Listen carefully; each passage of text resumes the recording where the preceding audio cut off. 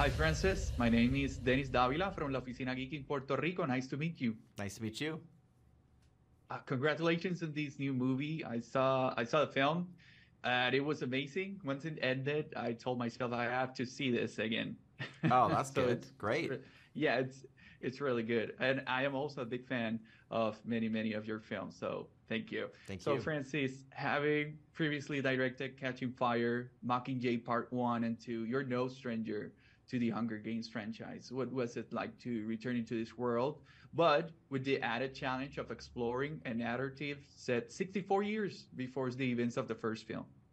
Honestly, it was really exciting to come back, and I think it made more exciting because it's a very different kind of story. So, we can, tell an origin story of a villain, an antagonist, Hmm. which brings its own challenges, but I love those kind of stories. But also because it's basically a period piece to the other movies, it gives us an opportunity to sort of, recreate the world in a brand new way so that audiences can have a very different experience and also sort of bring this new knowledge to the origins of the original stories. Great. The film has an amazing cast, featuring both seasoned veterans and emerging talent. How was the dynamic on set, working with such a diverse group of actors during filming? The dynamic was fantastic. I mean, it kind of always has been this weird thing where these movies, the primary cast typically is all like around the same age. So there's usually a lot of kind of bonding with the main characters and with the tributes and the mentors and all of that on the original movies and this. But we've also, even with the original movies, there was, this sort of group of emerging sort of fresh faces, they then became stars that were then mixed with veteran legacy actors. And we wanted to approach this in the very same way. So we got very fresh faces with Tom and Rachel and Josh and Hunter, and then mix them with, the veterans like Viola and Peter Dinklage and Jason Schwartzman.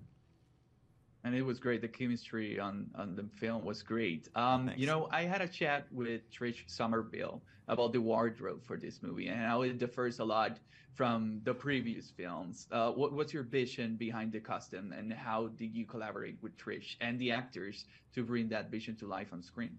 Well, I think honestly it started just from the sort of period nature of the movie, right? We were telling a story that's 64 years before the original stories. The production designer and I, Uli Hanisch, who's a German-based production designer, really focused in on Reconstruction era Berlin as our reference. So post-World War II, like how does a city rebuild after war with the rubble on the streets and the sort of construction of old classic buildings and the new buildings and after thinking like that, and also after long conversations with Suzanne about how rudimentary the technology has to be, we started to look in general at the 40s and the 50s, and that started to inform wardrobe, hair, makeup, and so some of the conversations that Trish and I had were sort of informed by looking at sort of Reconstruction era Berlin in the 40s and the 50s. Great, great. So my last question: what do you hope the audience takes away from The Hunger Games: The Ballad of Songbirds and Snakes? Um, you know, Look, lots of things. I think in general, I hope they're entertained by it. I think it's a movie that stands on its own. You don't have to have seen the other films, but Suzanne always writes from a very thematic place, and she was inspired by sort of the unfortunate polarization not only of America but of the entire world, and decided to sort of write about the state of nature debate. This idea of like, are we, innately savage and brutal as humans, or are we innately good as humans?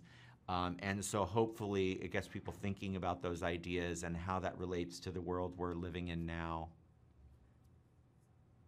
Yeah, well, awesome. Thank you so much, Thank Francis, you. for your time. I really appreciate what you have done for the industry. And once again, I'm a big fan. I love Constantine. I love I Am Legend. So you have done an amazing job, amazing Oh, job. thank All you right. so much. Thank you.